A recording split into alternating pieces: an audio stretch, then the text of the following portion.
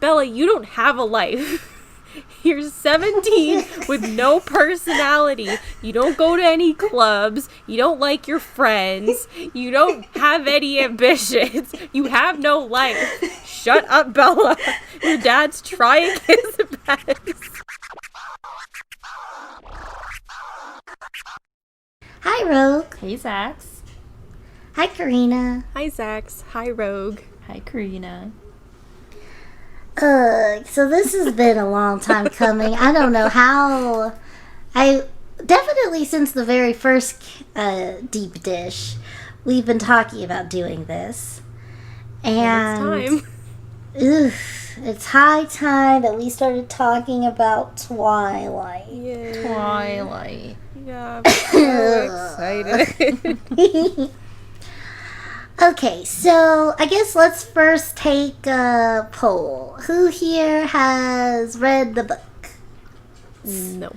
I read about I don't even remember how much of the book it was, where it was in the book, about to the point where spoilers, I guess, where if you're concerned about sure what Twilight's about, you're gonna learn today.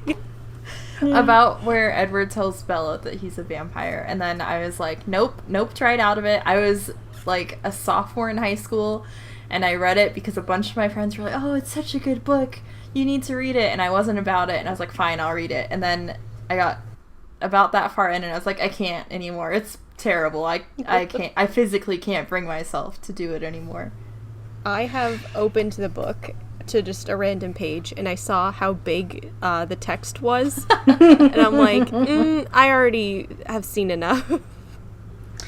Yeah, okay, I have read all 4 books. Right. I'm so sorry. Thank you for this public service. You're welcome. All of you listening, you're welcome. Really took one for the team. Yeah. I did, years ago, knowing it lead up to today. It was, you were prepping yourself for doing a favor for us when I had to watch I Know Who Killed Me by myself. Yeah. You read all of Twilight, so I could watch that awful movie by myself. So how recently have you watched Twilight? Today, at time of recording, I watched it. Okay. I Rogue refused to watch it. We're in the group chat earlier, and we're like, okay, I'm watching it now. And Rogue's like, not me. So I have Rogue seen it. I saw it a long time ago. So this is going to be a deep dish for me, completely based off of memory. You know, if you've seen it once, you've seen it enough. I'll watch the other movies, because I've seen the first one, and then I saw maybe 2 of the other ones. I don't remember. I know I saw one of the last ones. Part 1 or part 2. I think it was part 1. But yeah, so I'm gonna have to watch the next ones. And I was like, as long as I can get away with watching as little amount as I can, yeah, I'm going to. Yeah. I mean, I think that's fair. I definitely get your choice. The only other thing I will add is that I have, as of today, in one day, watched Twilight 2 times.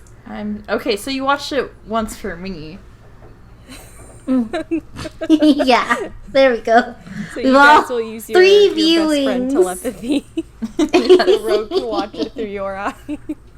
Kind of. See, what we don't know is that Zax is actually Rogue's familiar. Oh, no. The other thing I will add is that I watched the extended edition. Oh. Well, the one I watched today was 2 hours. Yeah, no, here's the fun fact. The extended edition adds about 4 minutes of content. Oh, wow. Because, and like, there are so, like, okay, before we get into this trash, let's just talk about how Mean Girls is a superior film. Yeah. Because Mean Girls has a bunch of deleted scenes. One example, I guess spoilers if you need that. Go Again, watch our video on Mean Girls. before, yeah, Card in the corner. yeah, exactly. Look, two That's what it was. self-promos, and we're only 5 minminutes into recording. And they were both to Lindsay Lohan month. Yeah. We're getting great. That looks great. Okay. Before her big famous spring fling speech, there's a scene where she goes to the bathroom, she washes her hands, and she has this beautiful talk with Regina George, which I see why they didn't put it in the movie for time, but it does add context to the movie that if you wanted like the director's cut of Mean Girls, that would be helpful information to have. Okay. Twilight decided, you know what we need more of? Some lingering glances. How about we zoom in on some branches? Is that literally all the extended version is? Just there's B-roll? only like it's a lot of B-roll. Like, I'm not even kidding. Let me just quickly get this. There's some, and sometimes it's just an extra line. So like in the extended version of them sitting in the meadow, they are walking across the meadow until they kneel down. So if you wanted to see how they got to the meadow, here you go. It's just an establishing shot. So the extended version is just the first draft of editing. Okay. And like, I think that's so scummy because they're like, oh, you are a Twilight fan, you want to see more content, pay us some extra money for the extended edition. Because this was back when like DVDs were very much still a real thing people wanted. So like, yeah. Ugh, I don't like that. But anyway. Now that we've gotten all our expertise listed and out of the way, let's talk about the movie Twilight. Do we have to? That's what we're doing this month. Oh man, happy Halloween, everyone. Here's a movie that's not scary at all. Yeah. Happy It's Halloween. really not. How do you have a whole vampire movie and it's not scary? It's weird that it like actively wanted you to not be scared. It's not even like kind of creepy in any way. And like the parts that are supposed to be creepy aren't, and then the parts that aren't supposed to be creepy are. A different kind of Start, creepy. when you start thinking about Carlisle's intentions with Alice and Rose, it's a little yucky. We'll get into that. A lot of things are yucky. Yeah, it's very yucky. Yeah. Yeah, we did make a promise, and like we'll try to stick to it, but we want to keep. We're going through each of the books via the movie. We're not splitting Breaking Dawn into two because like nobody has time for that. Yeah, that's silly. But we're trying to keep everything to one movie in it. But it's really hard because I got a lot more feels as we go on. Yeah. This first keep video is going to be like just us pretty chill, like hee hee, Twilight's not a very good movie. Yeah. And then by like the last video we do, we're going to be discussing like anti-colonial themes and how Stephanie Meyer is a little bit racist.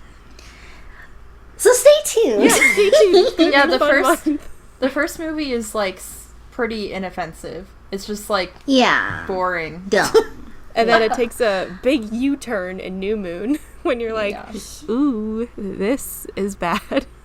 This is awful representation for everybody Yeah. involved. Okay, but we've dodged it enough, which is also custom. So let's dive into this. So we start off with Bella, and here's something I will say, that like they kind of stay sort of truthful to the fact that the books are all in first person a little bit, because she does a voiceover kind of throughout, but I don't feel like it's too much throughout. Like they only took the quotes from the book where she's being like extra emo and artsy. Yeah. Like And her saying, opening like, monologue. It's like, I never gave much thought to how I would die, but if I had to die in the place of somebody I love, which is like... Well, what a way to start your movie. But also, like, who basically doesn't feel that way? Yeah. Not a lot of people have given thought to how they would die, but if they did die for somebody that they loved, they'd probably be cool with it. That's not special at all. Yeah.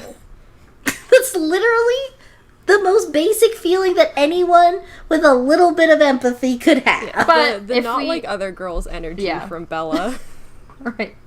But also, if we go to... I mean, she's only 17, and this is aimed towards that age group or younger. And so, I guess it's like, oh, me too, that's feel so like that way too. romantic. Yeah. My favorite color's brown also. Isn't it in the book? Like, I think it was I do. Trin Yeah, who was it's making like a video they. who said Bella's favorite color is probably brown, and then someone in the comments was like, why are you right though? It says that in the book. It is. It literally If is. she was a spice, she'd be flour.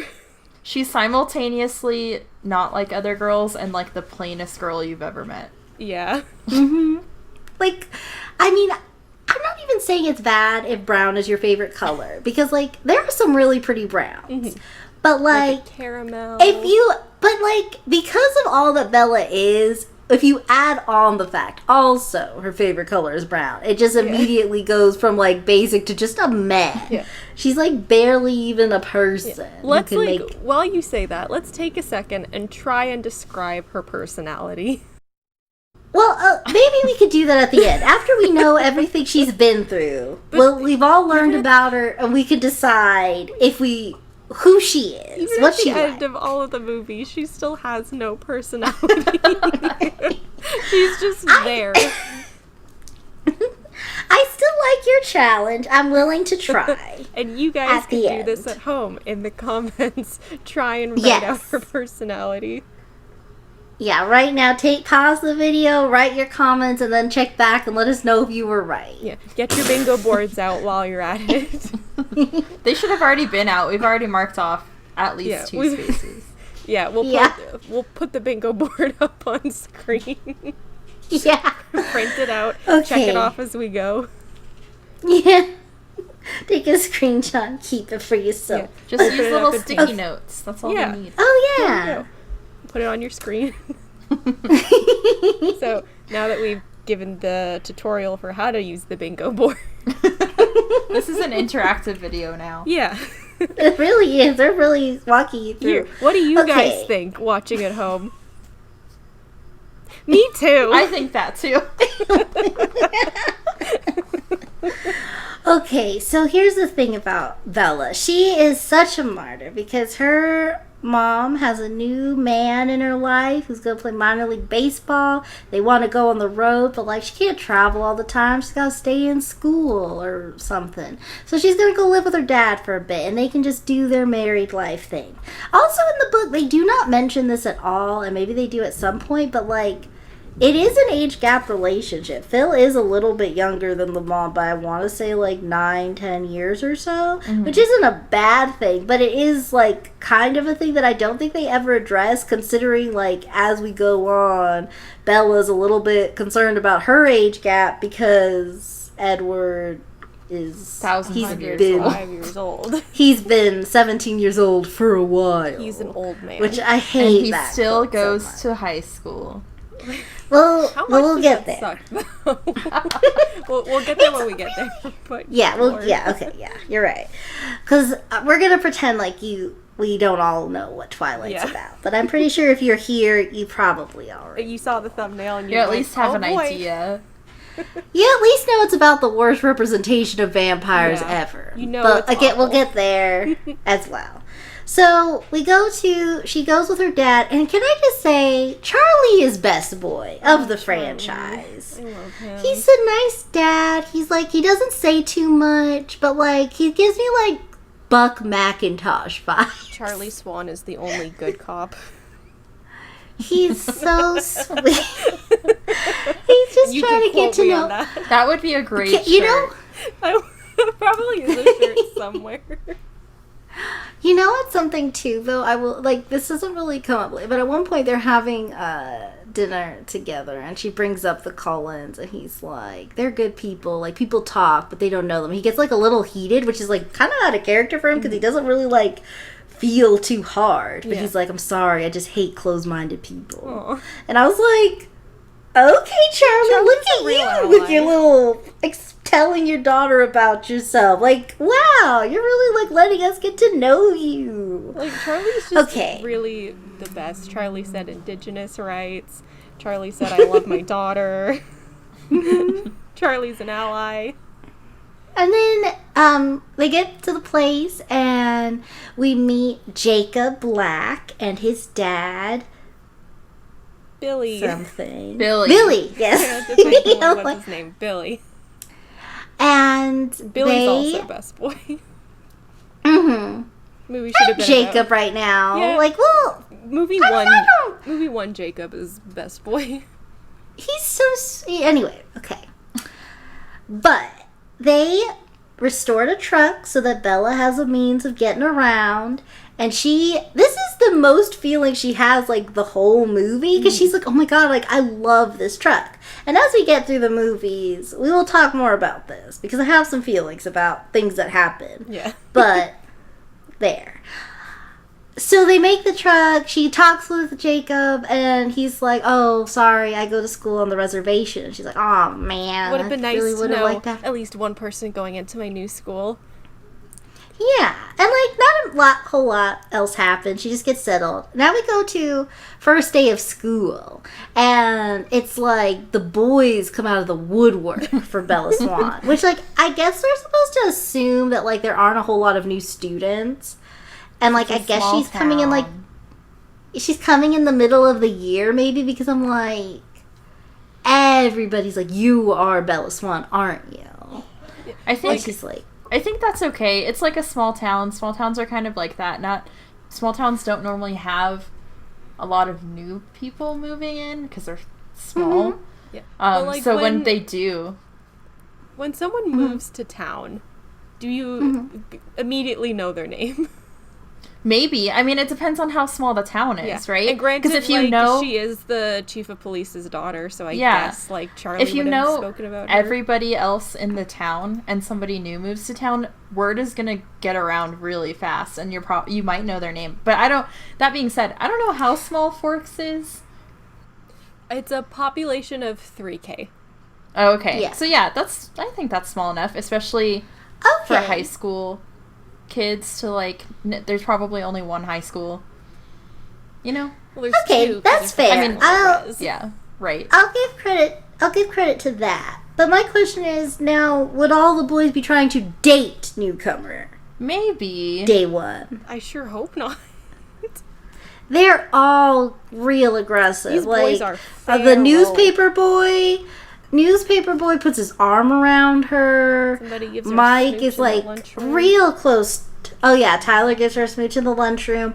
Mike is a real close talker, and he's like, there's a height difference there where he's like always like kind of like towering into her kind of deal. It's like, it's a lot. I think it's a lot, but maybe So that's my also com- new my town. my main complaint about, because I could see maybe they're excited about the new girl and whatever. They've probably grown up with most of the people, Everybody, most of yeah. the girls at their high school. My problem with teen movies and romances and stuff is like the guys are always really, a lot of the guys in high school, unless it's a main character, they're pretty aggressive in Let's use the the kissing ways. booth as an example. Yeah, in the ways that they The actual pursue. sexual assault happening in that movie. Whereas most people, not just boys and not just girls, most people in high school are so awkward around each other because you're still figuring yourself out and you feel gross and awkward and like nobody else understands you. So I think it's interesting that in these teen movies the guys are always really big aggressors for the most part. Like I said, Yeah. unless it's like a main character. It's just, I'm like, that's not how high school is. The guys are always like, Well- oh, can I hold your hand? Is that okay? Yeah, like I had two kind of boyfriends in high school. The first one was in 9th grade, and I don't even count that because we held hands once and we got nervous because our hands were sweaty. Yeah. We're like, let's not do that anymore. We held hands in the library, and then I went home. Oh. And then my second boyfriend was more of a boyfriend, but, like, I won't talk about him. Oh. It didn't end badly, it just ended awkwardly. See, but that's fair. high school, so... Yeah. Yeah. It happens. Although I will say, though, to the movie's credit, the point of Twilight is that literally the only desirable people are the Cullens and Bella. Right. Oh, really quick, before we move on, can we talk about the volleyball scene quickly? Oh, yeah, sure. Okay, so I can't remember when we talked about it, but we mentioned, like, there's always a volleyball scene in a high school movie. Freaky Friday has a volleyball scene. Freaky Friday, LOL, Twilight. I'm Does trying to Mean think of Girls? that. Does Mean Girls have a volleyball scene? They have seen in the gym, but I don't... In the gym. Yeah. Anyway, I don't know why volleyball, but Bella Swan is the absolute worst at volleyball. So here she is in class with her big old red sweatpants, and she's punching the ball with her fist, and she's punching it in a downward angle. And I'm no volleyball superstar. I tried out for the team once in 9th grade, and I got hit in the head twice. But I know, Sometimes my high school experience really reflects, like, a bad sitcom. I tried out for the volleyball team, but I got hit in the head not once, but twice. How embarrassing. Laugh track. Laugh track. Oh, Carina. Dun, dun, dun, dun, dun. I like that there really would be a show. Honestly, Carina stopped the sitcom. But, like, back to her volleyball. She's terrible at volleyball. And then she hits Mike in the back of the head with a volleyball. She runs up to him. She's like, oh my god, I'm so sorry. And he's like, yeah, it's no problem. And then there's a child in the scene for 2 seconds. If you go back and look at that scene, a kid, like, runs through the set. Oh my god. It's like one of the crew members' kids for sure. But, like, there's no way you could play it off as, like, oh, she's a 9th grader. No, that's a 4th grader. You can tell. Because she's 3 feet tall and lanky. That's a whole baby. Just in the scene for no reason. Whose kid is this? Love that. And they That left is it so in. great. They left And it this, in. okay. And this had a budget of $37 million, so there's they no couldn't- excuse. They couldn't even be like, hold on, Katie, I'm sorry. Can you please get out of the shot? Thank you. Daddy's trying to work. Okay, all right, re-rolling. This is take 2. You couldn't even do that. Could it be the kind of thing where they saw it and they were like, oh, we'll just leave it because No it's one like a will fun notice. Easter egg for the fans to look at? They'll be like, oh, look, there she is. Look, fans, there you are. That's you because you're a baby. Okay, so the other thing, since we are on the volleyball team, this brings up a good thing. So Mike immediately, he's like, ooh, I'm talking Immediately to Bella, she almost hit infatuated me with her. head. Yeah, she hit me in the head with the volleyball. This is my in, obviously. I think I love And, yes, but we meet Jessica, and Jessica fancies Mike a little bit. Don't know why. Mike, like, is And- kind of a weirdo, but that's fine. I mean, I think it's just, I think it's Mike or nobody. Yeah. It's Mike and all the other boys lusting after Bella. Yeah. So she Anna Kendrick immediately tweeting, forgot I was at Twilight. I mean, Twilight forgot she was in Twilight. Yeah. So it's weird. You know, that's one thing that is kind of a disconnect that we'll get into in later parts of the movie. But in the books, Bella basically, like, hates her school friends. She has nothing that she likes. Gosh, I don't remember what her name in Twilight is, but from Ned's Declassified, Susie Crabgrass. She likes her fine in the books. Yes. But she definitely doesn't like Jessica. She thinks Jessica's obnoxious. She thinks Mike's obnoxious, and she thinks the newspaper guy's also obnoxious. So why does She just likes Angela Angela's cool. Like, Angela's chill. We could talk. It's fine. But anyway, Jessica sees Mike talking to Bella, and she immediately, like, runs over to, like, mark her territory. And it's really cute because, like, Bella could not be bothered with Mike. She has... No interest. She is not the one to be worried about. Then, now it's lunch. And, you know, she's talking... This is one of the scenes that I think has been parodied to death. Oh my God. Do you guys remember Vampire Suck? Yes. Oh, okay. You know, I will say that movie was awful and not funny, except it did make me laugh one time. And I will say what scene it was. It was in the scene where it's a parody of Charlie bringing Bella home. And they're walking through the house, and I don't even know why, but he's just walking with her, this grown woman, in a baby Bjorn. And it was hilarious. Why? Just the image. It was just like the idea of Bella Swan, of Charlie bringing Bella Swan around in a baby Bjorn makes me laugh like nobody. Oh my God. Okay, but so now we're at lunch, and it's like everyone's talking about Bella, and they want to do a news feature, but she's like, no, it's too embarrassing. And they're like, okay, scrap that. No, you can't feel sad. No one will make a feature on you. And, like, did your school newspapers, first of all, did your school newspapers or magazines even get read? Yeah, actually. Mine did. Ours sure didn't. We had, well, I don't know. I had a lot of friends who were in, like, the journalism club or whatever, so... that paper got read a lot, and then the literary magazine, I was on the Lit Mag for 2 years. That got read. Smarty pants. I do like whenever we talk about our high school experiences because you were just like so involved in your high school. I was very involved in my high school. Part of me makes me think like, oh, maybe I was missing out, but like honestly, like I just don't have that kind of energy.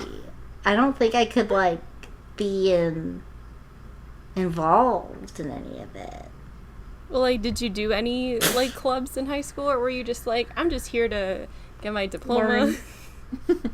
Like, yeah, I just went to class, hung out with friends. Although one thing that's funny, in middle school, I did wind up in a yearbook photo because me and my friends were having lunch behind the kids taking pictures. And it was so funny. I saw them taking the picture, and we were like, oh, that's so funny. Like, we took a year. And I did not think we were going to be in the shot. Like, they didn't ask us to move. They didn't ask us anything. But, like, you just see these 3 girls in the background just staring, like, what's going on? You photobombed their yearbook picture. There's a picture of me. I want to say I'm holding a sandwich. A sandwich, pizza, soup. Could be anything. There's a picture of me in my 12th grade yearbook of me having a breakdown because I had won an award, and I was like, oh my God, like I wanted to win this award for so long. And then my art teacher took a picture of me and he put it in the yearbook with the caption surprise. I'm like, like, I'm glad I'm memorialized, but jeez. Yeah. Just me crying.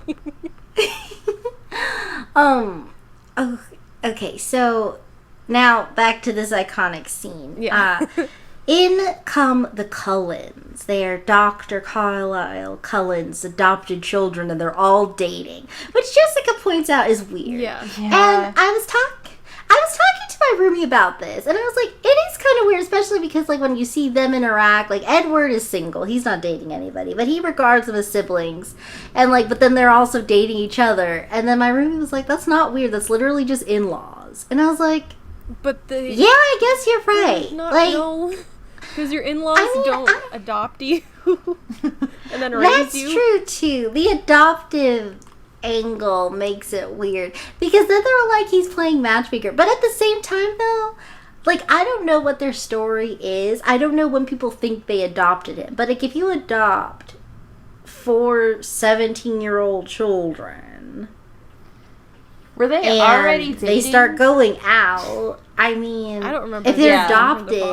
It's because like in foster care you cannot date in the household, or at least Yeah, you can't date. Are they just their foster parents, or did they, like, adopt them? Is that the story? They're adopted. In the Cullens, right? Or are you talking about the Fosters? The Cullens. They're adopted. Okay, but, like, I gave this scenario when we were just, like, talking about the Fosters once. So, for whatever reason, you're removed from your home, and you're 17, so already you're like, this sucks. And then you go into somebody's house, and they're like, we're going to take care of you, we're going to be your new parents for a little bit, and you're like, I want to go home. And then there's this other 17-year-old who is also, like, kind of going through it, but this 17-year-old is like, you're looking kind of choice. I don't like that. I don't like that. Well, you're already in a vulnerable position. we definitely can, if we could figure out a way to narrow it down to one topic and just talk about the Fosters, because Brandon and Callie were a mad toxic relationship that they built up for views, and then whatever, we'll save that for another time. Back to Twilight, because we are going to talk about Twilight today. We're trying to. I see your tricks, trying to get us off track. We're coming back on course. I think what's weird about it, like, maybe, I don't know. It's weird for, I mean, obviously we have the added context. They're all vampires, so they're not, they don't have, like, the same age rules, I guess. But, like, the dad in this situation is allowing his adopted children to date. So even if he did adopt them when they were 17, it's still a weird dynamic to have these people who are 17 dating in your own house. Like, they're if they get in a fight, they're still going to be in the same environment. There's no way they can be separated. They're in the same area all the time. It's not like a normal 17-year-old relationship because you are adopted siblings. So I think that's what's weird about it. Not so much from, like, an incestual standpoint, because, like, obviously they're not blood related, but, like, that part is weird about it. But it's being allowed to happen because of other. Yeah, it's weird. It's weird that it's like they're just, like, publicly flaunting it. Yeah. And everybody in school knows. Okay, but, like, so they all walk in. Rosalie and Emmett walk in. And I will say this. Like, we don't really get to know much about the Cullens, but I love Emmett and his big dumb jock energy. I'm a fan. He's just happy to be there. He's got a big grin. He's got big muscles. He's fun. I do love that Jasper's described as the one who looks like he's in pain. Very accurate. You know the set of emojis where it's like the eyes, the lips, the eyes? That's Jasper throughout the whole series. Yeah. And, like, he can act, and so it disappoints me to see him like this. And then in comes Edward, and Jessica's like, but he's single because none of us are good enough for him. Don't even bother with him. This is one thing that I will say, having watched it now, I don't even know how many times I've seen this movie over the course of my life. Definitely too many. Yeah. Twice today.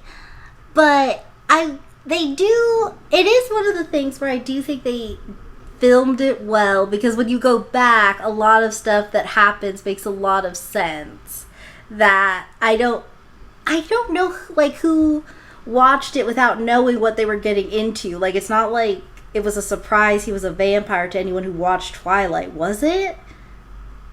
I don't know. Well, like, but there's no way you could not, like, when did this movie come out? Yeah. Like, you had to. But yeah, okay, so by then, like, the Twilight hype was like, oh, we know it's a book about vampires. Yeah, because I remember the books came out, I think, when I was in middle school. And so by the time 2008, I was, like, a sophomore, maybe, in high school. Mm-hmm. So it had been around for a while. Yeah. So, but like, if for some reason, like, someone just blindfolded you and dragged you in, you had no idea what was going on. If you then found out he was a vampire, and then you went again and you looked at it, you'd be like, oh, okay, that's what's happening. Because Edward is reading everybody's minds and super hearing everybody what they're saying. So when they're talking about him, he smirks to himself about it. He thinks it's very amusing that Jessica thinks he's this arrogant jerk who thinks he's too good for everybody. But, like, doesn't that mean she's right? Yeah. So, like... She was right. Because as we go on, it's like, you couldn't be more wrong. But, okay, let's fast forward a little bit to biology class. Which is another famous scene. Where she walks in and they lock eyes. And maybe because of the extended version, they lock eyes for a little bit longer. And then he smells. I'm not even kidding. I will, like, put the link to this thing so you guys can read for yourselves what happens in these things. But it's, like, literally some things are, like, 0.7 seconds of action. Oh, my gosh. That's such a scam. It's ridiculous. It's so weird. But anyway,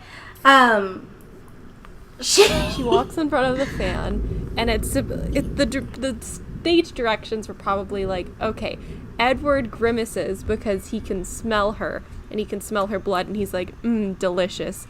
Robert Pattinson decided, I'm not gonna do it this way, because he gets a whiff of her, and like, you can't see what I'm doing, but he's like, and covers his whole face. Oh no, with his hand. He covers his face. But that's, you know what's funny too, because like, you know, like, in the stinky. books though, they did, this is one thing, you know, and I was gonna save this, but I guess I'll say it now. A lot of people knock the acting in the movie, and I disagree. And here's why. I read the books. That's just what Edward is like. Okay, that's just what Bella is like. They Bella just suck. Robert Pattinson and Kristen Stewart did their job. Okay, but the fact that you don't like it isn't that they're bad at acting, it's that it's a bad book. Was Bella written to talk like she has acid reflux constantly? Like, it's what it honestly, that's how it felt. That's really how it feels. Like, when you read it, I'm like, clear your throat, drink some water. It's weird too, because like the way it's written, it definitely wants like this Dawson's Creek kind of vibe. Like, I'm Banny and say a bunch of stuff and you say a bunch of stuff, but it doesn't even read that way. I don't know what it is, but it reads how the Twilight was. That's just it. They did their job. Yeah, I do have to say the from what I did read in the book and the tone that I got from the movie, it was pretty much the exact same tone. But that doesn't mean it's good to watch. No, it's so no, painful. Yeah, no, it's not good. I'm not saying it's good. I'm just saying, but people like really come for the acting, and it's really not their fault at all. Like, honestly, they went above and beyond to take this really seriously. Yeah. And like we know that both of them can act, so I'm like, okay, you've redeemed yourself now. They were done dirty. Kind of like how Henry Cavill was done dirty with Man of Steel. Yeah. Oh, can't wait to bring him up soon when we start talking about Edward. Yeah. Get your bingo boards ready. Okay, so, one thing I will say is very fun about this scene. So Bella sits down and she immediately is like, do I smell that bad? Because it's very clear that he's like, she's stinky. Yeah. But then it doesn't stop there.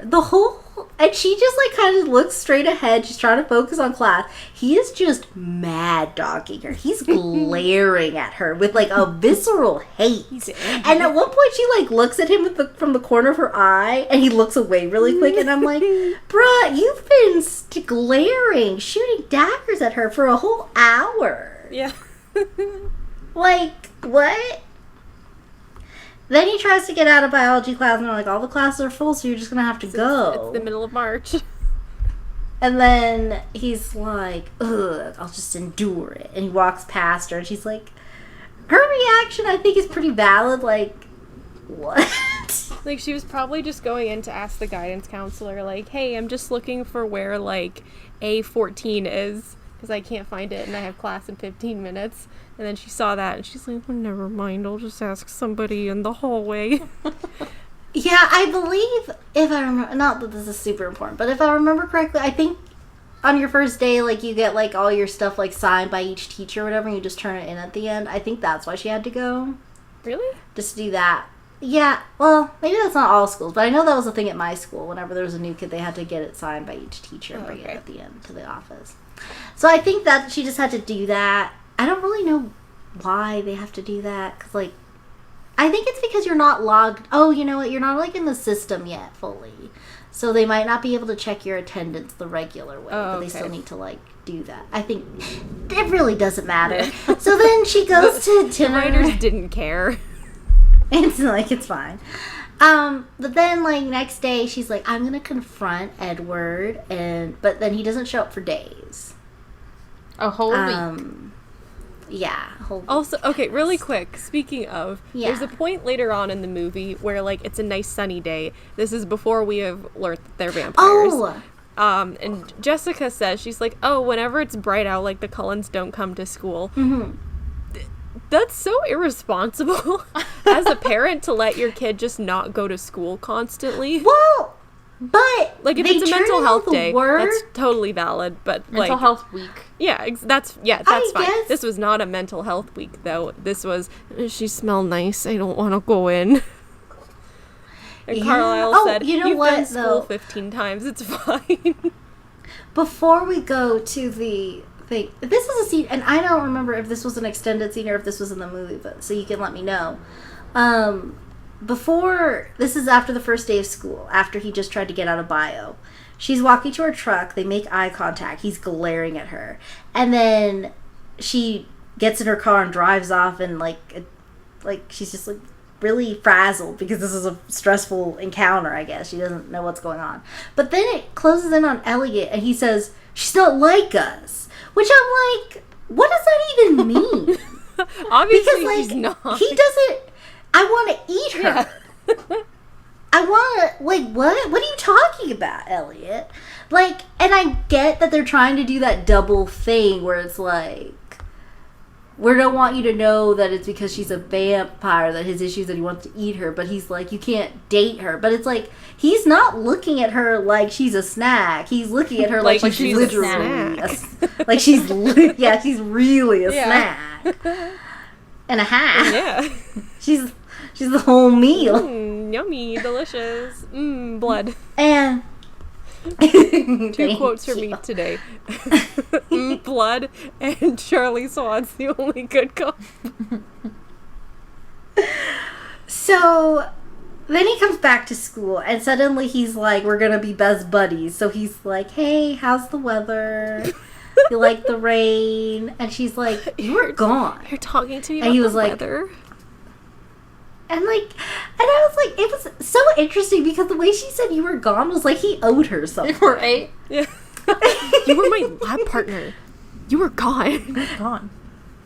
And then I know that they thought this was going to be a cute moment, but like they have to look at the thing. So then she's like, pro-phase. And he's like, can I check? And then he's like, oh, it's pro-phase. She's like, yeah, like I said. And then he does one. And then she's like, can I check? And then they do this. But like, it's not done in like a cute way. Like if they were like a little more playful about it, like it's pro-fate. Oh yeah, let me check. It's pro-fate. Like if they did it like that, it'd be cute. But they're just like, it's pro-fate. Let me check.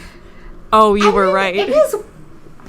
And then it's weird because then after class, now he's talking because she explained the tea. Like, I moved here so my mom could go travel with her husband and stuff. And, like, I don't really like the rain. Here we are. And then he's asking her all these questions. They're walking down the hall together. I don't like any cold, wet thing. But then, she went too far because she's like, wait, are you wearing contacts? Because your eyes were black. To which I would say, oh, no, these are my real eyes. The black ones are the contacts. Yeah. Like, if whichever eye color you have more often, Edward, the other one was eye contact. But he apparently has never been asked this question before. Because he's just like, well, no. Ooh, and he storms off. In 100 years, you've never been asked that question. And you couldn't think of a better excuse. Yeah. It's the 'Cause it was- fluorescence. When was Spanish influenza? Because that was his deal. That's however long he's been 17. So 1918. someone would have known. Okay, yeah. So someone would have noticed. And nobody But has. yeah, it's impossible he hadn't. So then I'm trying to think of the next big thing that happens. Well, The fact that it's hard to think about wait, no. what Here's happens next. this is the we have to talk about this thing. This is, I think, aesthetically, and maybe you guys don't agree, but I think this is a beautifully done scene where it's like, if you don't know how boring Bella is, and you don't know how weird and creepy Edward is, this scene gives me a lot of feeling. This is when a guy who gave her a big old smooch the other day almost crashes into her, and Edward stops the car with his hand. It's the scene. Okay. So this is another one of those, I mean, for some reason, this is the scene that sticks out to me the most from the book and the movie. It's like the one that I remember the most and like being upset about the most. Oh, really? Okay. First of all, I seem to remember the description of it being way more dramatic in the book than in the movie. Like, I feel like in the movie, he just like stops the car and it like crashes into him kind of, but like bounces back, kind of like a fender bender kind of thing. Yeah. Whereas in the book, maybe I'm misremembering and you can tell me if I am. I feel like there was like this dramatic description of the car just being destroyed and it like flipping over and this huge dent in it, and it was like this huge big thing that happened in the school parking lot. Well, they didn't have it in the budget to do that stunt work. They had $37 million. With the $37 million. No, that went to, what did that go to? I mean, they filmed everything outside. Stephanie Meyer's cameo. Well, maybe. We'll have to leave that to the comments because I don't remember it being different. I remembered it feeling like how it was in the movie. But what I will say, what I like about, what I feel, I feel like the scene was dramatic. When it stops and like how the music like slowed to that moment. And just like the look in his eyes when he looks at her. She's like breathing heavily because she's like, oh my God, I just almost died. And he's like, the woman I needed in my life almost died, and like they look at each other and then he bounces. And it was just like, and she's just sort of left without this way to process. So this was the problem that I had with it, and still have with it, is he has been going to all these lengths to hide that he's a vampire and hide that there's nothing supernatural about him. And then what does he do when there's a car barreling towards this girl? He stops it with his hand. Why couldn't you have just like pulled her back? Or you have super speed. Just like run up and grab her and be like, oh, I just pushed you out of... Like, you don't even have to say that it was super speed. You could just be like, oh, I just pushed you out of the way. It was just must have felt like we were going faster. Like, why he uses was the that excuse the choice? for like, I had an adrenaline rush later on. So he could have said like, oh, I got there so quickly because the adrenaline rush, I ran so fast and then I pulled you out of the way. That would make more sense than him being like, it was an adrenaline rush and I broke the car. Yeah, so like, let's go to the hospital. Let's talk about that. So after he gets checked, well, first of all, after he saves her, the Cullen siblings all look at each other and they're like, he's ruining this for all of us. Wahaha. Mustache twirl, I guess. The siblings they really did want. It's really weird because at the beginning of the movie, they definitely. It seems to me like they wanted us to think something really nefarious. And then just once we know the truth, it's like, oh no, they're fine. But it's weird because Bella literally thinks nothing of the siblings, so it's not even like we're looking at them through her eyes, or they're not. She only has eyes for Edward. So I don't know what they were trying to do with that. But then Carlisle finds out, and he's like, So then like they're talking, and they see Bella watching them, and they're like, oh well, we can't talk anymore. But Edward does ask a legitimate question. He's like, was I supposed to just let her die? No, but you were supposed Which also gives me You're supposed to be smart about how you saved her. Mm-hmm. Well, I mean, I don't know. It sounds like they were trying to go the Man of Steel. No, Jonathan Kent oh my instead. gosh, I have so many issues with that scene too. Oh my gosh, so many. Like, we really do need to talk about Man of Steel. And apparently this is going to cement that in further. But anyway, so then I love... Edward walks up to Bella, and they have this talk, and she's like, okay, but you were all the way over there. How'd you get over here? Like, she's piecing it together. She's like, something weird went down. And then he tries to gaslight her, and he says, no, I was standing right next to you, which, like, what? Why are you so bad about lying about this? Haven't you done it? Why are you bad at, like, why can't you gaslight? It's so weird, too, because, like, they don't talk about this really they don't show this scene in the movie, but, like, the whole, like, say it out loud. He does this whole thing. He does say the one thing, like, as if you could outrun me or whatever, like, I'm not beautiful, all that stuff. But there's this other thing he talks about, like, everything about me is designed to lure you in, like, my voice, my, like, eyes, my, like, scent, or I forget what he said. But he goes on this whole thing about, like, how everything about a vampire is supposed to draw you into this lulled whatever. I'm like, so they're like, sirens now, I guess. Yeah, every time I like hear or watch something that's like Edward being like, oh, I'm like all like spooky but also like seductive, I keep remembering that like Stephanie Meyer wrote this from the perspective of thinking of baby Henry Cavill. Yeah, I see it. Look at this little You're down. baby. He's a little baby man. Such a little boy, little baby man. If somebody told me that this was a vampire, I'd believe you. But then the presentation of Edward Cullen. Like, no offense to Robert Pattinson. He like really got me going in Harry Potter. Like, in Harry, like, I don't get it. Because in Goblet of Fire, I'm like, But then in Twilight, I'm like, you know? I feel like a lot of people felt like that. Yeah. Yeah. Because he's such a sweet little, like, Hufflepuff. He just wants to play good. Okay, so his plans to gaslight her fail. And he's just, like, goes aggressive, and he's like, fine, well, no one will believe you anyway.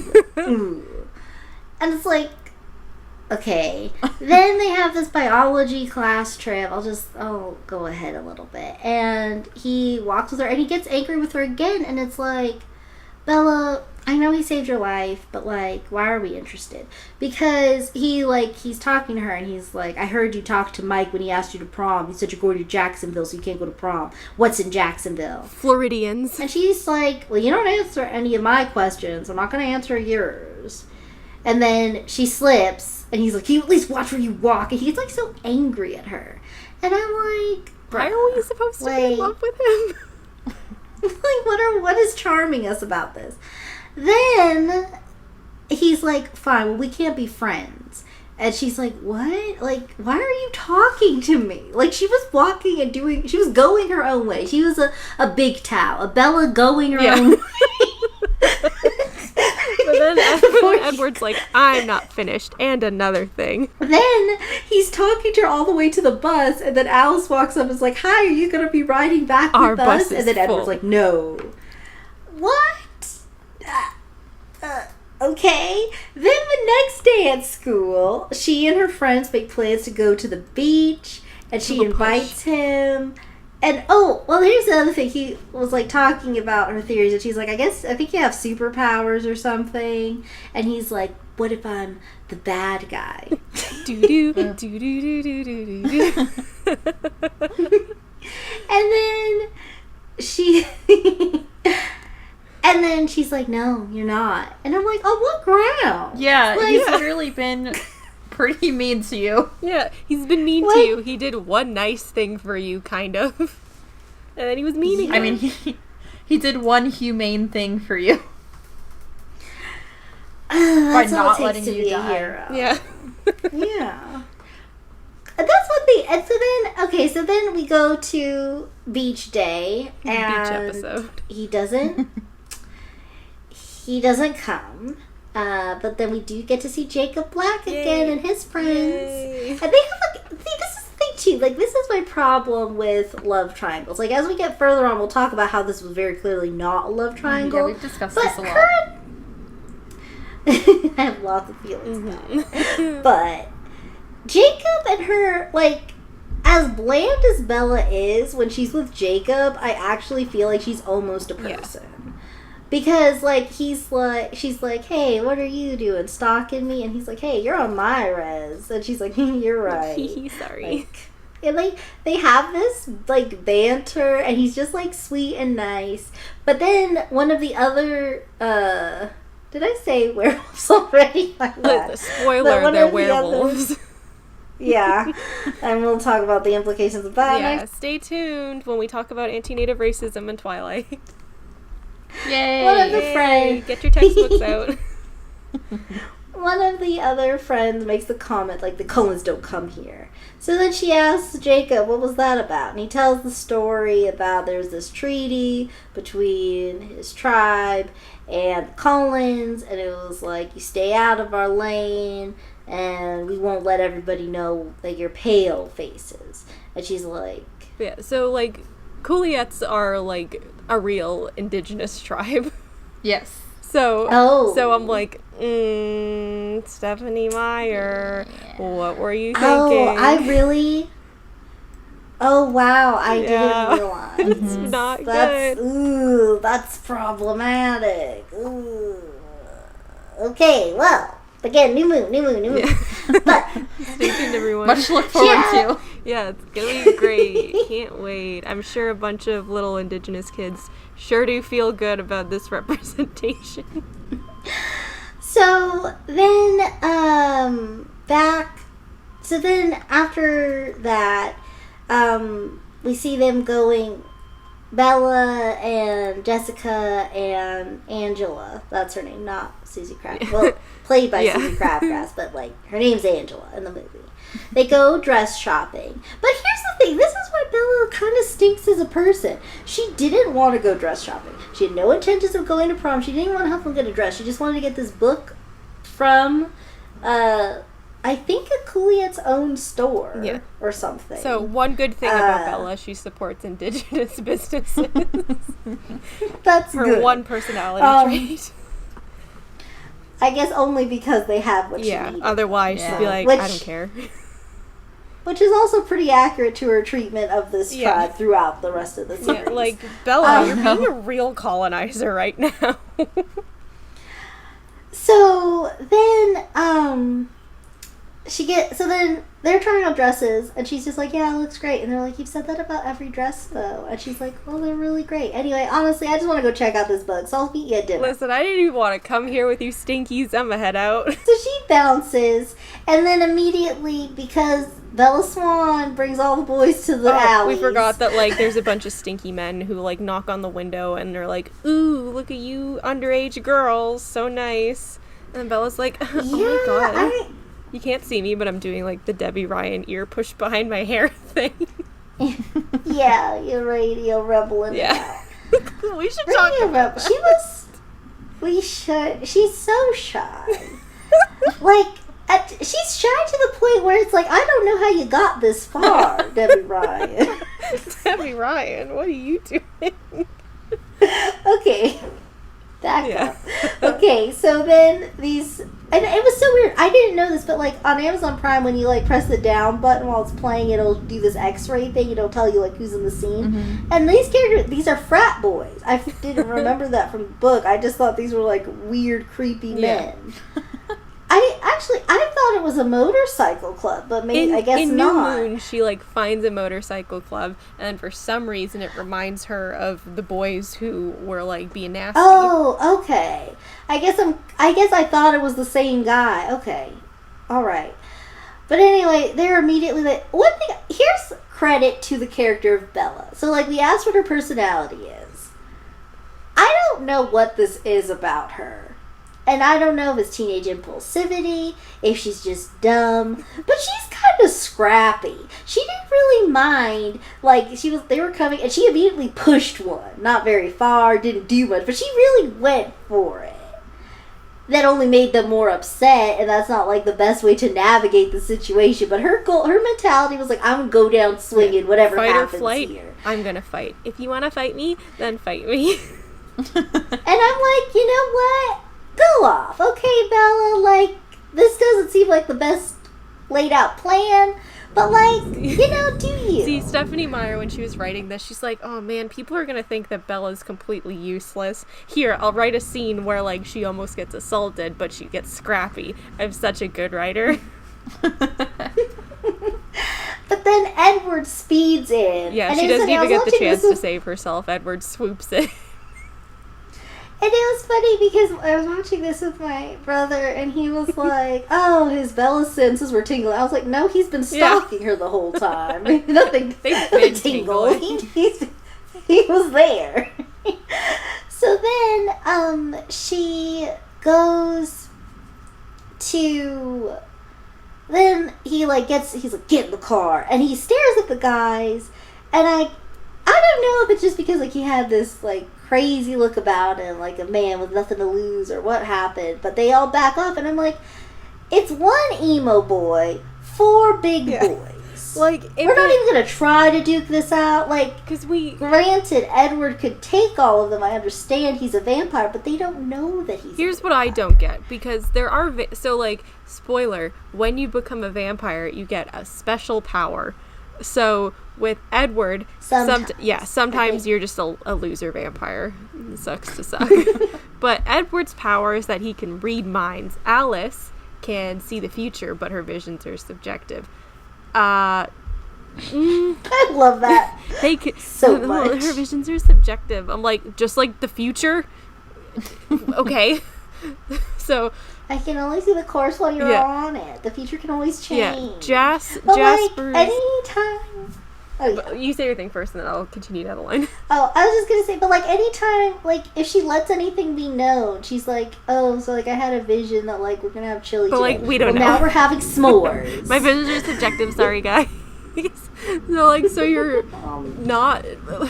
useless power. Like, I could see the future, but there's a 50% chance that it's a 30% chance it's already raining. The thing is, too, like, it's weird because, like, I think if they worded it better, because, like, I don't think it's so much that she sees, like, the future necessarily. It just sort of, like, she could see, like, where people are headed and, like, what, like, and I think... She sees a possible future. Yeah.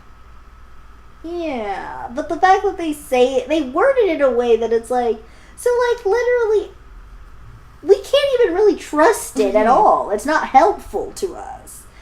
Okay, Jasper's power. I think his is, like, he can control people's moods. We don't really know. Emotions. Because Bella mentions it once in New Moon. She's like, Jacob, you have to stop with the mood control thing. And Jacob's like, haha, sorry. Not Jacob, Jasper. He's like... Speaking of, Jasper has a really inconsistent accent the whole series. Like, for Twilight, he's still figuring New Moon, himself out, okay? Yeah, but then, like, in Eclipse, when he has, like, 2 seconds of screen time, then he's like, well, ma'am, let me tell you about how it was back when I was a human in the Deep South, because that's my character now. Oh my gosh. And then he doesn't have that accent. Watching that one. That was so funny. Yeah, I forgot. I mean, I didn't totally, because Eclipse, for those of you who don't know, that's when we get every vampire story of how we got here. We don't get Alice. We don't get Emmett.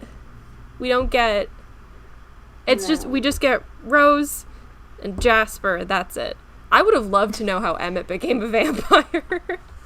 Like, yeah, what were you doing? Because that's the thing, too. Also, here's something I thought about, too. So, like, like, the whole thing about vampires is, like, you're, like, young forever and beautiful.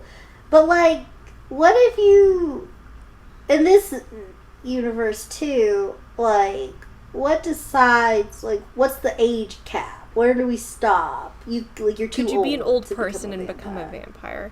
Because there's, like, people in the Volturi who are older. Yeah. So were they always old? Maybe as long as you're an attractive old. Okay. But, like, no, one of them... So, like, Helen Mirren, she's allowed to be a vampire. Like, I don't know if it's just... I think this is it. I think Stephanie Meyer said that in her vampire universe, the longer you're a vampire, the more melanin you lose. Oh. So, Stephanie Meyer What does that mean? You Like, just you'll- become less black over time if you're a black person, and then if you're a vampire for long enough, you're a white person now.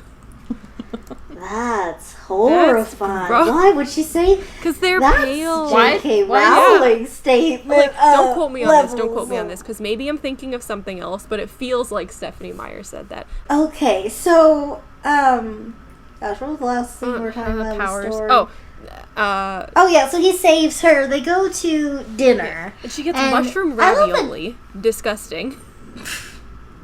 Why is that And disgusting? He's like, I just every time I've had mushroom in something, like I've had pasta dishes where like mushrooms was like mixed in with it and it was delicious. But like I've had a mushroom ravioli before and it was revolting inside. The most vile thing I've ever eaten. Probably that's a lie. That's me being dramatic, but it was not good. Maybe it was just that restaurant, but I was very disappointed with the mushroom ravioli that I was I served. think it's because you're Canadian. I guess, but I'm Italian. I know a good Oh, ravioli. That's true. This is the food of my people. It needs to be good. oh my god. Okay, so then he's like, I can read minds but yours. But here's my thing. So I feel like Bella's dumb for believing him. This sounds like a bad pickup line. Because really picture this. If, like, I tell you, Carina, I can read minds. And Rogue, you're like away over there. And I'm like, she's thinking about her cat. And... But I can't read your That's fair. mind. So there's no way for you to double check. Yeah, because he was just pointing at random people like, they're thinking about money, they're thinking also about money, they're thinking about your channel, so I won't say it. but like, so you picked 3 pretty broad topics and pointed at a couple people and said they all happen to be thinking of the same thing. You couldn't even lie good enough and like made up some story. Like there's this one vampire series that I started reading when I was in about 8th grade, Vladimir Todd. It was a really good little yes. yeah. Oh, right. Yes. Yeah, good little series, right? So Yes. I think it's the second book when Vlad's in 9th grade and he and his friend are going to the movies, and at this point Vlad's like, okay, I'm trying to figure out my vampire powers because I'm a little boy and I'm going through puberty now. And his friend is like, he's like, hee, what's that person thinking of? And he's like, okay, like let me get in the zone. And then he's like, the perspective shifts to like the people that he's mind reading, and like it's not like they're not. No, they were excellent books. They were good books for like a young person. Yeah, reading. it was a young adult book, and it was good. Yeah, it was good for that age group. Yeah, Yes, it was good. But like that little detail, that like attention to detail, I'm like, that's great. I love that. I'm Yeah. glad that you took the time to do that, because that's a much better description of somebody using their mind reading powers than just vague topic. Can I Vague just say- topic. I'm really excited that you know about these books, Right? Because They're so obscure. So the author's name is Heather Brewer. Yeah, I love her. And She's great. she is great, and she had a website that was, I think, the first book she had published.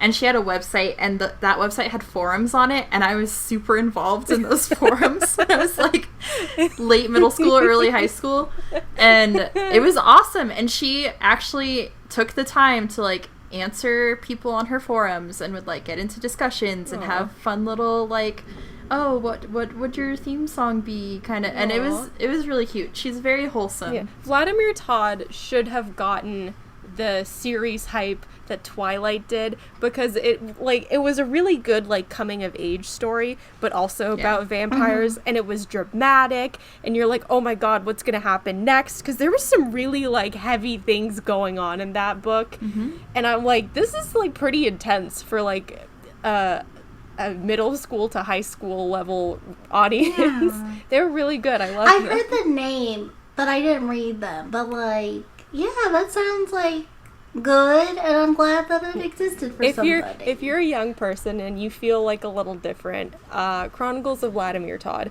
It's like it follows him from 8th grade to 12th grade. There's a spin-off series about a character who I think appears in the second book, maybe the third, and maybe is a recurring character, but like It's very spicy.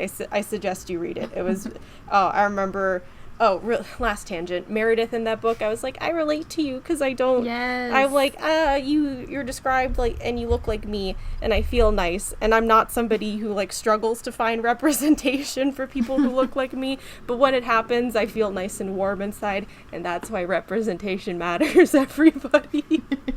Wow, it's a very nice little book series, and the vampire lore in it is like kind of different than traditional vampires, but it still makes sense. Yeah. So I used to draw the tattoo on my hand all the time. Yes. That's a little peek behind the curtains into our childhood. Oh, we had a nice little bonding moment there. Yeah. I love it. Yeah.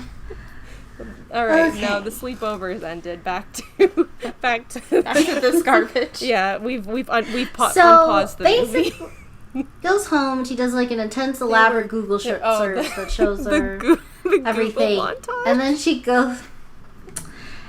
After that, she's got all her data. She knows he's not a superhero. She knows not radioactive spider and all that goofy nonsense. That was child's play. He's a vampire. They go to school, and this is what I don't get. I don't know why. If, like, he texted her earlier or what. I didn't get this in the book. I didn't get this in the movie. Why does she start walking? She looks at him, and then she starts walking to the woods, and he just knows, okay, it's woods time. And they go on into the same woods wavelength. together. They know. Yep. Eye contact. Yeah. And then this is the other famous scene. I think this has been quoted to filth. It's been parodied to hear him back. Yeah. Say it out loud. Vampire. And everyone in the theater goes, oh my I'm god, like- she said it. Which is like, I love too that he's like, his whole thing is like, I really want to eat you. But And don't. she's like, okay, but like, I really like you. I'm like, if you just don't, we'll be fine.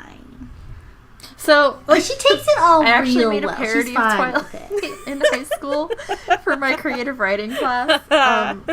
We had to Okay. do film projects for one of the finals, and the parody was about a person falling in love with a cheeseburger, because I was like, that's essentially what this is. Oh my This god. is food for him. That's, If you can find that, can That's we please amazing. do a I would joint like to. reading as That was really- as a bonus. I don't know if I have video? the script. I might be able to find. Oh, It's yes. on YouTube somewhere. Oh, we have to find it.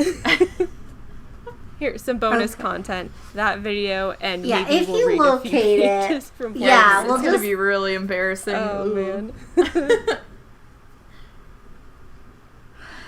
Yeah, well, Ooh. it'll be a secret video. Maybe You that gotta can be our find first it if it Patreon exists. Yeah. we'll recreate that Ooh. script. Okay. Oh, Yeah. a dramatic reading. We'll get everybody in on it.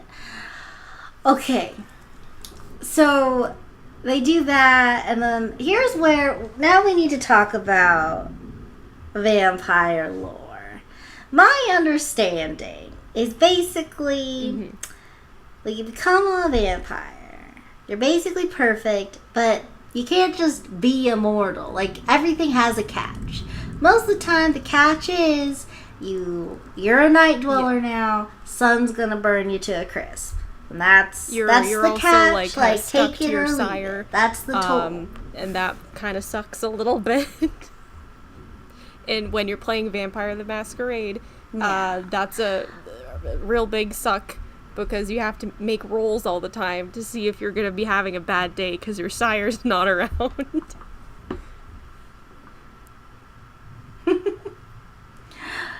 So he sparkles. So I found the reasoning for that, Wasn't which it- I didn't know.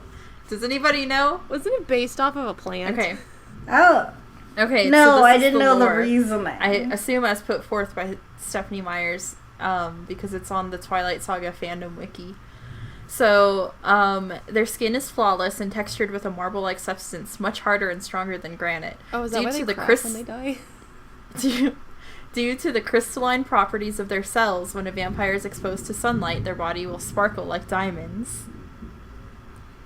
But That's it. That's the whole thing. But why?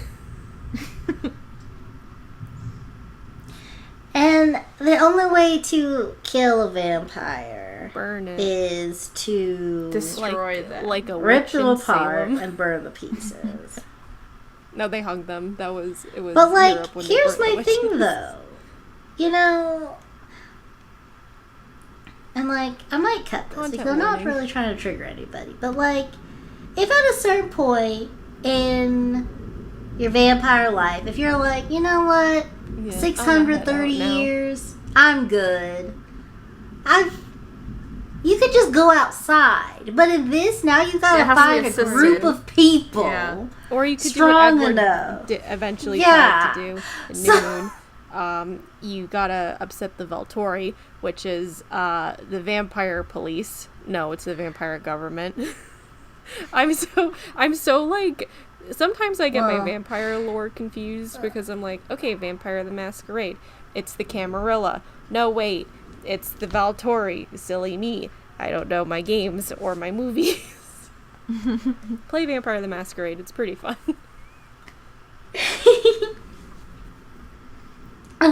Then, so they sit in the meadow, and that's about it. He invites. And it's the dream. He that invites her Stephenie over for Meyer had. dinner, and I gotta say, Rosalie is a mess, and I'm kind of for it. They go over, and everybody's cooking, and I'm like, why didn't? I love Emmett. Italian? Her name's Bella. Like, yes, Emmett. Yes, her name is Bella. Yeah, good job. Good job. And your name's Emmett. Good remembering. So he gets mad and he's like, I told you guys not to do that. And then Bella's like, oh, well, you know, like, you can't eat, so, like, I didn't want it to just be, like, me eating, which makes sense.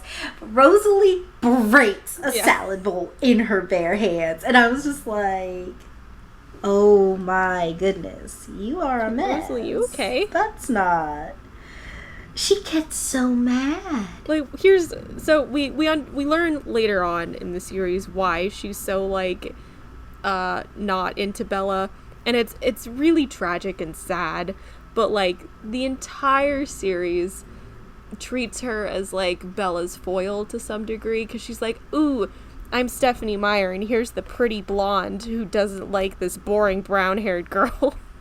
Look how awful she is. Yeah, it is. That's one thing, you know, throughout the whole series, I'm like, most stories kind of are like this to a certain extent, because, like, we're following the protagonist's journey.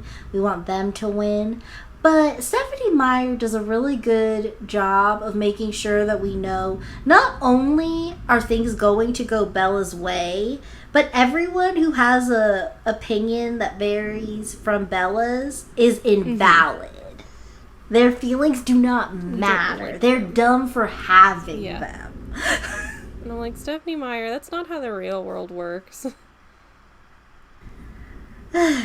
Okay. So then they hang out there a bit. We talk about the whole high school thing a little bit. And they're like, the younger we present, the longer we get to stay here. And I'm like, looking at them. So, like, I don't know how long do they want to stay here. So do they enter in, like, that are supposed to be 16, going on what? Like, 114. do they move every time for high school? Because, like, I hate to break it to you guys, y'all look 25. You could start, like, in college and it would make so much more sense. It's like, okay, so I have my bachelor's now. Oh, I'm gonna stay another 2 years so I can do my master's. Like, then you've got a whole 6 years and you look like a grown-up. And it's not creepy when you're in school with 9th graders. Like, what?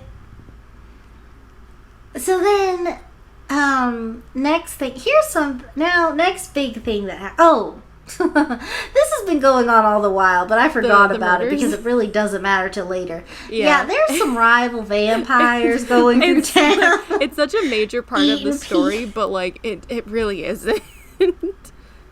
The no shirt, the Rococo jacket. Because it's sexy. It's not, though. It's so Well, weird. it's funny. It's funny you mentioned that, because these are two things that weren't just biche roles that get added into the extended edition. There's a scene where the three rival vampires, Laurent, James, and Victoria, are wandering in the woods, and they smell something, and then Victoria pushes James against the wall, and they have a really intense makeout, which is already, like, unnecessary, but what makes it even more unnecessary is when they pan over to Laurent just watching them make out. He's not uncomfortable. He's just, like, watching. I mean, maybe he's enjoying it, but it didn't seem like that to me. It was just kind of like happening. He's like, alright, this happens often enough that I'm not fazed by it. And then another scene that happens is earlier at when Bella goes to the Cullens for dinner, and that is Carlisle and Esme are talking, and they're like, Carlisle's a little worried, and Esme's like, well, Edward wants her, so it's cool. It's fine, new and then bride. they kiss a little bit. So it's fine. Collection. Now, let's talk about vampire baseball. Well, I guess one thing I will mention about Charlie. So he's loading up his gun, and he wants to do the protective dad thing. But he... Then Edward sees it, and then they're leaving, and then this is an extended scene too, but Edward says something to the effect of like, oh, your dad thinks you go to an all-girls school, and she's like, hey, you can't read his mind, that's not fair, which, like, it kind of went over my head a little bit. I don't really know what they meant, like, Was he trying to say that your dad thinks you're gay? What? Oh, maybe that's like, Bella, I thought you were, like, going to an all-girls school. Hee, get it? Because I think you're a lesbian, and I'm surprised that you're with a boy.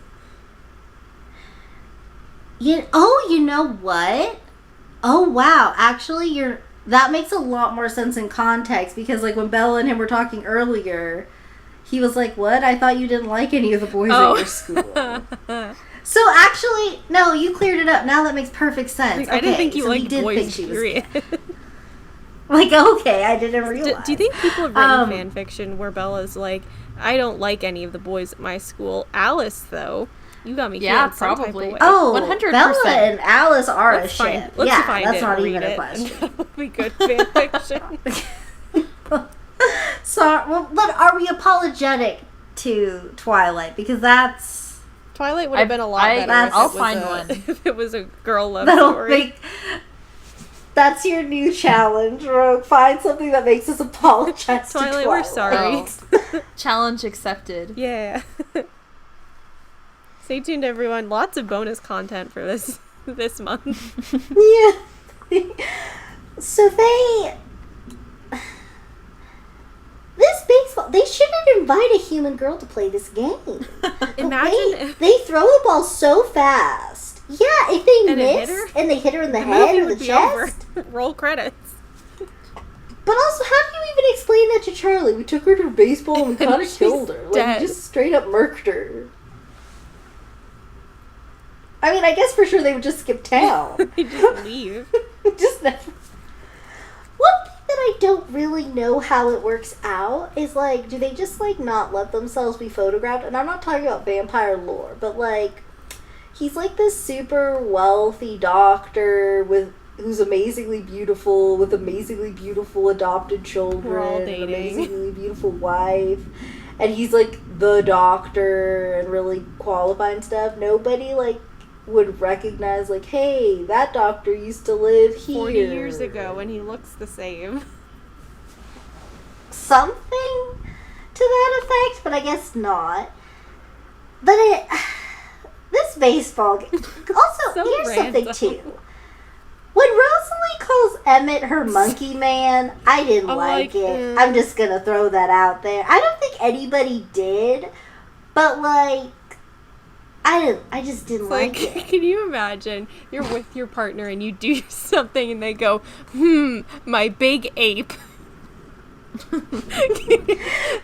it's also it's the way she said it too. It was like we were supposed to really be like. It was like one of those weird comments that like some weird couples make just to like remind you that they're doing it, basically. Because she was like, that's my monkey We're man. Like, and it was Rose, read the room. Rosalie. Also, like, you're with your adoptive parents, basically, because Edward does introduce them, like, for all intents and purposes, this is my mother, Esme, and for all intents and purposes, father, Carlisle. Like you and your partner Esme's go out on a baseball date, and your mom is there, and you're like, hey mom, let me talk about all the bad things I do. No, you're a lunatic if you do that. Or you just have a really open, comfortable relationship with your mom. In that case, good for you. But your mom doesn't need to know everything. So then rival vampires come and are like, hey, we got your ball. And they're gonna play and everything. What if we got your ball? What? Yeah, that's exactly what they say. How they say it. It's the neighbors who threw your baseball, or like their dog catches it, and the dog's like, "This is mine now." It's mine now. But then they asked to play a game, and the plan is, Edward's gonna take Bella away, and then they'll play a game. Which I'm like, what an awkward game! Like you two, like. It was. You guys are very clearly different people. Like, they're wearing full-on baseball get-ups. You guys are wearing your ready weird, for the sexy Met Gala. vampire clothes. Also, yeah, can we talk about when they're planning out the teams, and Laurent's excited to play baseball, but then Victoria's like, I'm the one with the wicked curveball. I'm like, why are you saying it like this? Just be normal. I know you're a vampire, but just be normal. It's not that tricky. Yeah, it's like I don't understand their thing. Like, they're definitely into the aesthetics, and Laurent is so over them that I kind of love it. Like, there's a scene where they eat one of Charlie Best Boy's friends. He was a nice man. But they come and he's like, who are you? And then Victoria's like, always the same questions. Who are you? And then Laurent's like, can we James comes in and he's like, and Laurent's like, do we need to play with our food? And I was like, question, wait, you all are going to share this one man? I mean, I don't know. I don't know blood portioning, but... Yeah, I don't know how much you need to be full, but I don't know. Maybe they are conservative. But, okay, so they come to the thing, and before Edward can get them away, they do agree, hey, the Cullens are basically we claim this territory, we've got a permanent residence here, could you stop eating everybody? You're making, people are going to find out. They're like, all right, we'll leave. And they're like, okay, we let people eat. Yeah, we led people east. You shouldn't have any more trouble. We'll find a new area. But then James catches a big old whiff of some Bella blood. And then he's like a human, and then he hisses like a cat, and then everybody else hisses like a cat. And the visual of all of these actors, crouched over, backs hunched, knees bent, going... It's really something. Yeah, that is. Yeah. What is going on in this movie? And so then they run away, and Edward is so mad. He's like, I'm gotta get you out of here. I'm gonna get you safe again. Don't worry about it. But here's something I noticed. Once the Cullens decide the only solution is to kill James, they stop calling him James from here on out, and they start referring to him exclusively as the Tracker. Yikes. Which I'm like... Yikes. Right? And I understand, that's kind of the only way this could end, because they established, he's not going to stop until he gets Bella. But, what's so special about Bella? when he can go and, like, Well, slurp anybody else in forks. There's 3,000 plus people to pick from, but he's like, this random girl.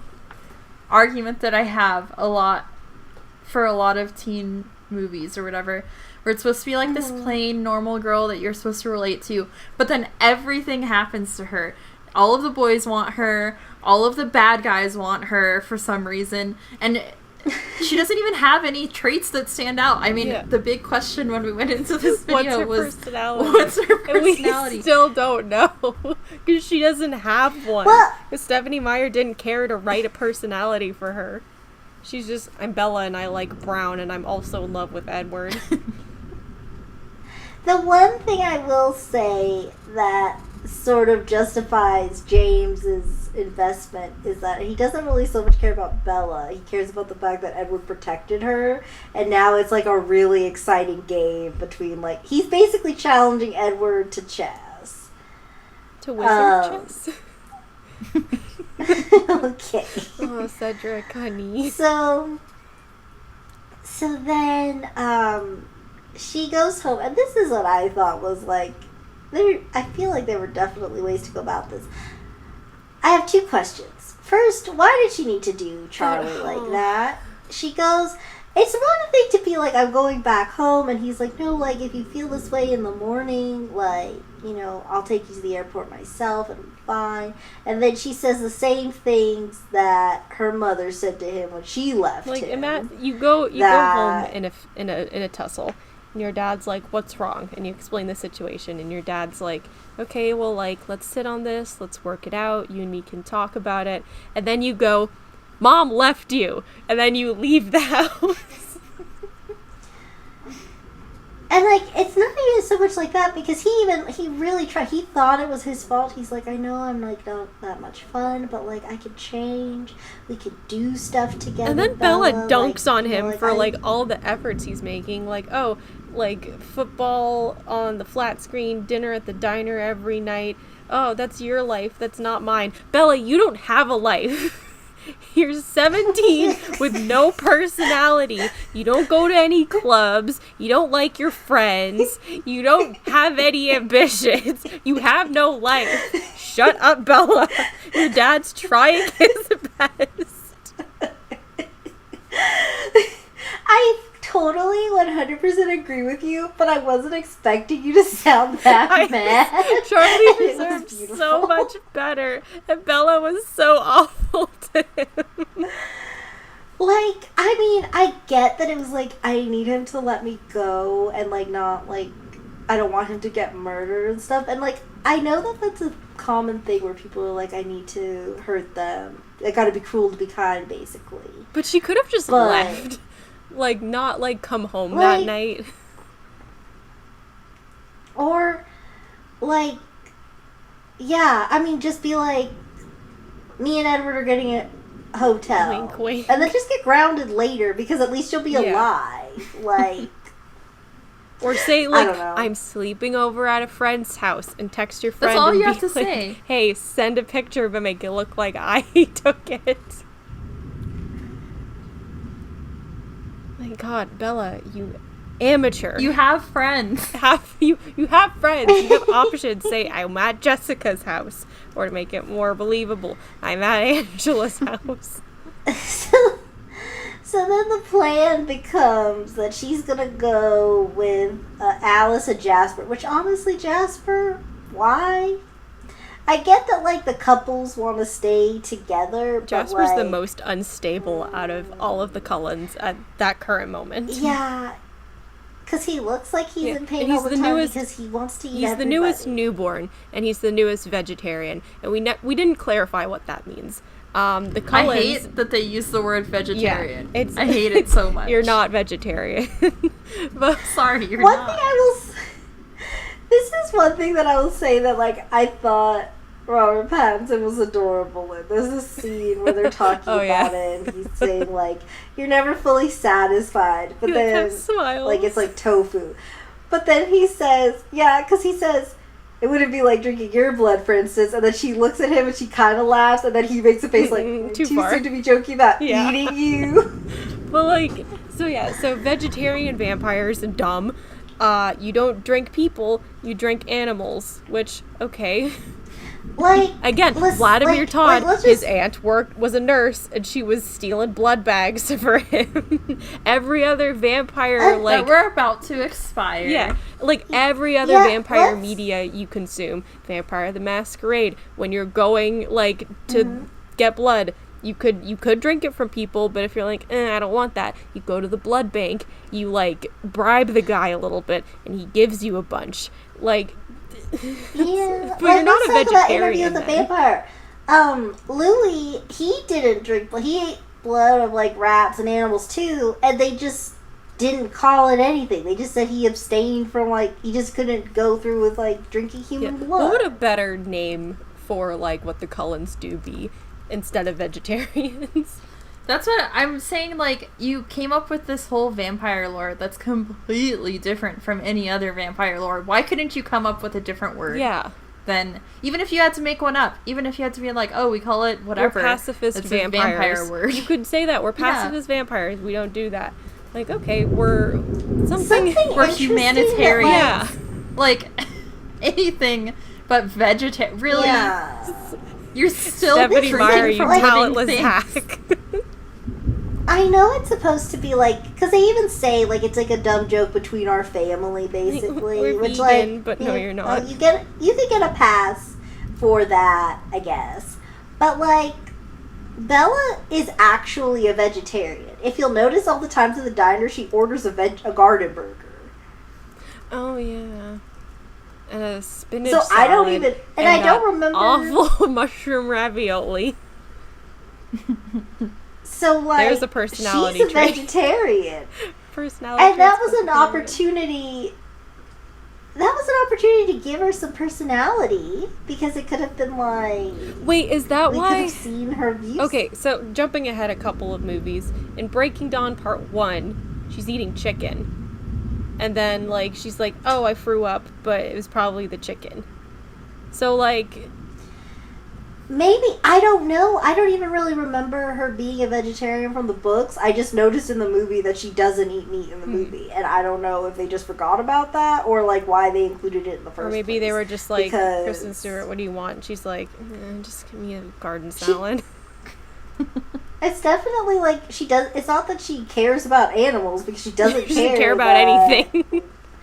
Because like, you know, they don't really, I don't know when if they'll get into it in another movie, I don't remember, but like, it was a big deal, like, everybody picks which animal they hunt, which I'm like, how about you don't do that? Because like, that seems mad cruel. Like, Jasper, I think he likes mountain lions because he identifies as I'm a mountain lion, because I'm from the Yeehaw forest. And then, like, you know, Emmett likes going after grizzly bears. He's a bear. But, like, you know, there are lots of animals that have blood. Like, why don't you guys just have, like, a chicken? Just, like... Or something. Have a chicken. Like, not that I'm saying that it's, like, bad to kill one animal versus the other. I mean, you think they would choose something that would be easier, like something domesticated that gets killed for food anyway, instead of like potentially endangered animals. Like you you're part of the problem, Colin. Rude, like you can because get like next goats. we're gonna see in the you can get goats. series. Like I have friends who are Muslim who around like Eid and Ramadan they get goats. You can get goats, Collins. Just have goats in your property. You live in the mountains anyways. But, like, they talk about how, like, the hunt is really important for them, too. And it's like, well, okay, but then, like... Then you're not vegetarian. Just pick a different name. You're just murderers. You're just animal but then, murderers. Okay, that rant aside. Back to what were we even talking about? So they're running off. We're actually towards the end. So, she goes with Alice and Jasper. I'm gonna have so much fun when we're editing. I have no idea how we got to wherever we just were. But anyway. I'm sorry you have to edit this. it's fine. It'll make sense, hopefully. Just leave it for a month. It'll make sense. Then, okay, so she's with Alice and Jasper, but then she gets this call. And I have questions about the tracker, James's plan, but we'll get to that. He says, okay, look, I have your mother here. We hear her mom's voice saying, Bella, no, where are you? Or weird stuff like that. And she's like, oh my God, don't hurt her. And he's like, I won't hurt you if you come to the ballet studio. And she's like, okay. And then she somehow, little human Bella, little dumb baby Bella, escapes 2 vampires who know her blood. And just were like busy sorting out the bill at the register that they were like, she's probably running away, but we both need to stand here to pay for the room. I'm just confused. Where do they go? Are they in Arizona? They're in Phoenix. How'd they get there? They're in Washington State. That's where Forks is, right? Yes. Yeah, I have no idea how much time passed. It feels like they just teleported there. But we saw them driving. So, but like, how what? long does it take and then to drive to here's Phoenix my other from Washington State? Because they're nowhere near each other. Washington State's up by British Columbia. No. And Arizona's on the west Southwest. coast. Yeah. Well, not the west coast, but the southwest. Yeah. I don't know. Yeah. Ask me where a state is and I will not know. But then it turns out, like, so James is like, Victoria found your address because your old school wasn't really good at keeping that private. Okay, but how did he find those details? Somehow I found her high school, but maybe it's because it's the only high school. Okay, fine. But he doesn't actually have her mom. She's not here. But also Bella, you dingus, obviously not. Your mom's in Jacksonville, Florida.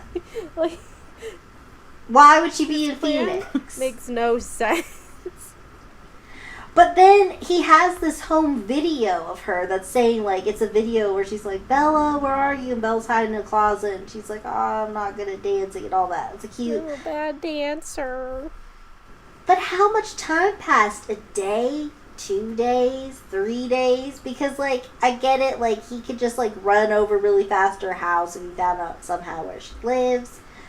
But, like, he had to find her home videos, look through them all, and hope that there was a line he could use to make Bella believe that he actually had her mother in distress. Can you imagine if he didn't find, like, a clip where, like, her mom sounded kind of distressed and he had to use anything else?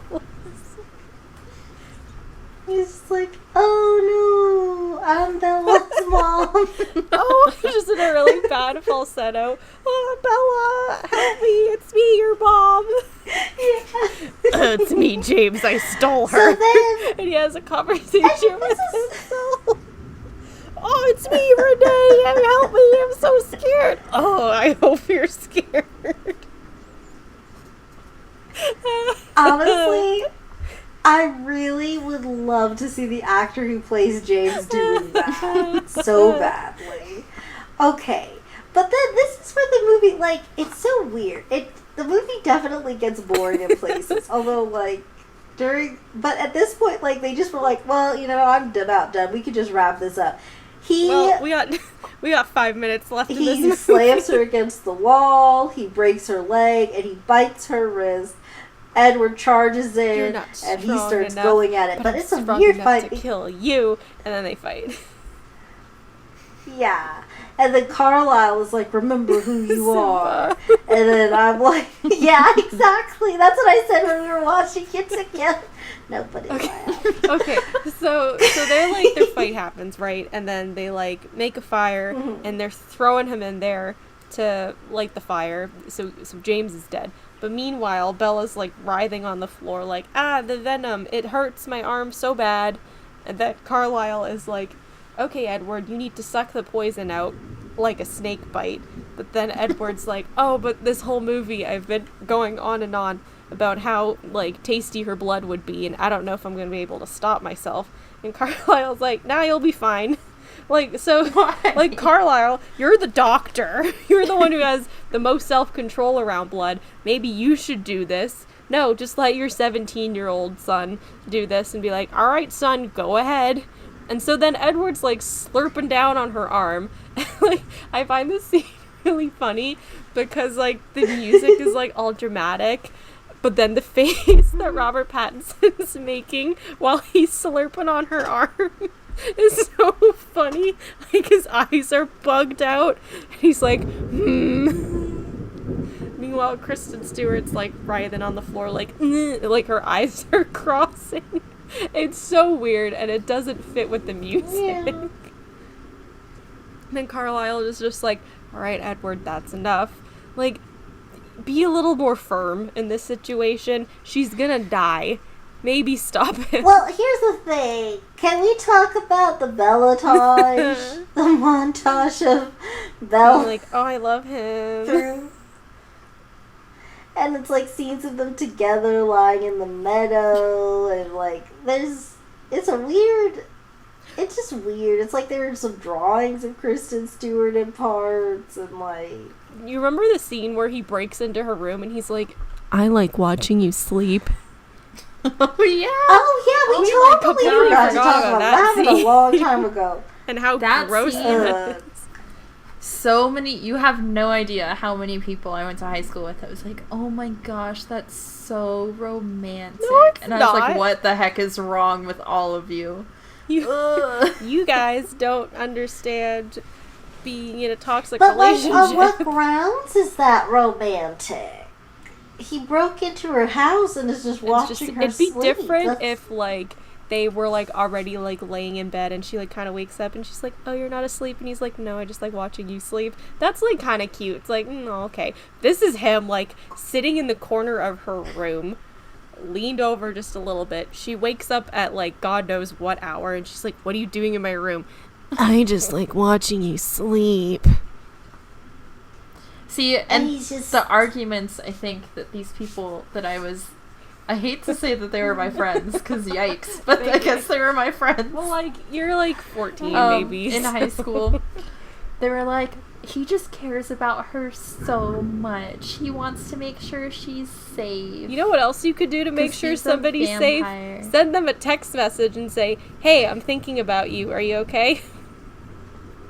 But he's a vampire, so he has to He doesn't be know all technology. super protective, and he doesn't know how things work. He's only 100 years old. He's only been doing this for, like, 50 years. Like, Edward, that's very predatory. Please stop. Yeah. Ooh.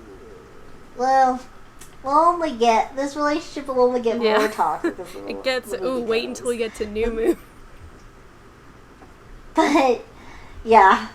But, okay, so back to this. So then he stops after the little montage, and then she wakes up at the hospital. She talks to her mom for a second, and she's like, I don't know. Cullen's made up for her.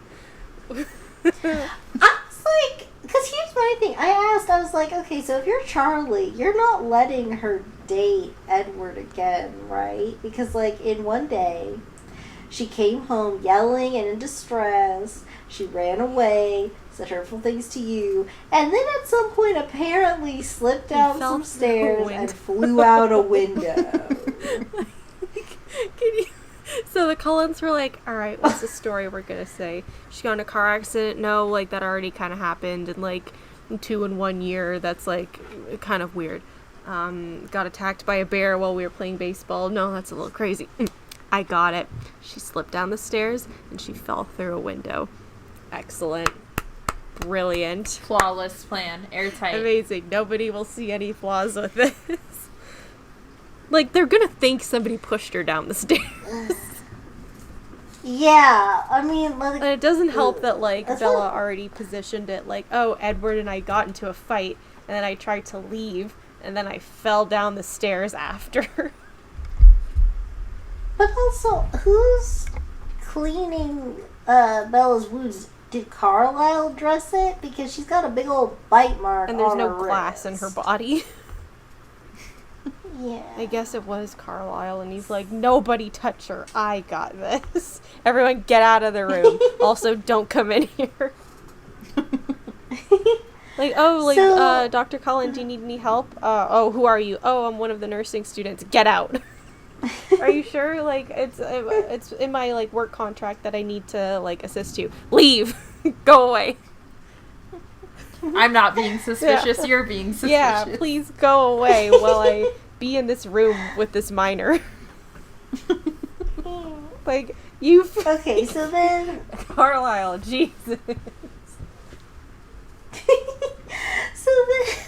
So then Edward is like talking to Bella, and she's like, oh my gosh, you saved me again. And he's like, no, you're in here because of me. Yeah. And you need to go to Jacksonville with your mom because I'm dangerous. And she's like, no, don't tell me that. Don't tell me that. And he's like, oh, okay, I'll just stay with you forever. Where else am I going to go? And then I'm like, bro, I've seen the next movie. You could, because he says, where else could I go? Well, and I'm Italy. like, bro, I've seen the next movie. There's lots of places you can go. Do you think the lighthouse is, like, in between Edward leaving and going to Italy to provoke the Valtori? So he just goes and chills on an island with a single lighthouse with what's his name? Willem Dafoe. He just goes to hang out with him for a while, and then he's like, I'm a boat away or whatever. I haven't seen the end of the lighthouse. And also grows a mustache. Took a page out of Henry Cavill's book. He's like, I know who I'm supposed to be. He grows his mustache real quick.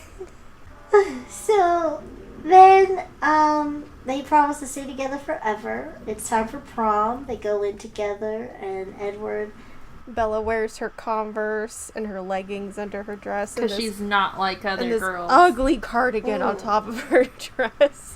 Looks like she got it out of Grandma Swan's closet. But here's something I don't fully get what the plan was here. So Jacob comes to speak with Bella for a moment. And he says, no, please don't get mad. My dad paid me $20 to come talk to you. Do not take anything I'm about to say personally. And he starts talking about how you need to break up with Edward and, quote, we'll be watching you. And she's like, tell your dad to pay up. Whatever. Yeah. And then Jacob goes to help Bella, and Edward runs over, and he's like, I got it, Jacob. And he looks at him. And it's weird because at this point, like, when Jacob was telling Bella the story, he really sounded like he didn't believe it, and he just thought that, like, his people were just, like, superstitious or something kind of tone. And then right now with the dad, he's like, look, don't shoot the messenger. I'm just saying what I was told to tell you. I don't care. But then Edward looks at him with, like, such an anger that I'm like, that seems racist. Get out of here. And then I don't know what else to call this because I'm trying to find out what the real name of it, because all I can think of is the daddy-daughter dance, because she's like, I can't dance, but then he's like, okay, well, you can, and he puts her feet on top of his feet, and they dance like that. Zax, I just what is that called? Really because it seems... You said daddy-daughter. I got so worried. Me too. I'm like, where are we taking I just... But you know what I'm telling you? I don't know what it's really called, but like the daddy-daughter... When you're a baby and you're like, Dad, dance with me, and it's your dad's like, okay, and you step on his feet and he moves. Yeah. Yeah. It's like ghost dancing. Yeah. I guess. Oh, is that what it's called? I don't know. Oh, okay. Shadow dancing. I don't know. It's dancing with Dad But, while Abba plays. Dancing with Dad. So they do that. You know what's funny though? I asked when this was playing, I was like, I wonder if she was heavy for him. And then my dad was like, well, he's a vampire. And I was like, I know, I meant Robert Pattinson. He's like, oh, right. Robert Pattinson is actually just a vampire. New headcanon. That's why he looks like Gerard Way in the new Batman. Because Gerard Way is also a vampire. Oh, and then just I was gonna say Veronica. Victoria's looking at them, and she's like all salty, and then she leaves the movie prom. Why was she at prom? So- She didn't go to the school. So how'd she get in? She doesn't even go Yeah. here. You don't even go. I just want to bake a cake. You're with not playing sparkles Coco. and rainbows and blood. Oh my gosh. Okay. Well, we did it, team. We got through There's Twilight. more. It's all downhill For from real. here. Okay. So what? So let's conclude. What's Bella's personality? She likes Yeah, Edward. established. She's kind of Okay. scrappy. And she's plain. I'll give you that. Plain. Just a plain saltine cracker. Not even a piece of cheese on top. That's the scrap. It's not even a full cracker. It's like when you get to the bottom of the box and like the crackers have all like broken up a bit and you're like, I guess I'll eat these. But the bag doesn't close properly, so they're a little stale and you're like, I'm really hungry and it's 2 a.m. and I should have eaten dinner, but it's too late now. That's what her personality is. The crackers at the bottom of the bag. So, yeah, okay, that about wraps that up. Thank you guys for coming here. This is just the beginning of Twilight month, so Just the beginning of saddle up, I Spooktober. and then, and thank you guys for listening. And remember to comment, like, and subscribe because we all need friends. Bye. Bye.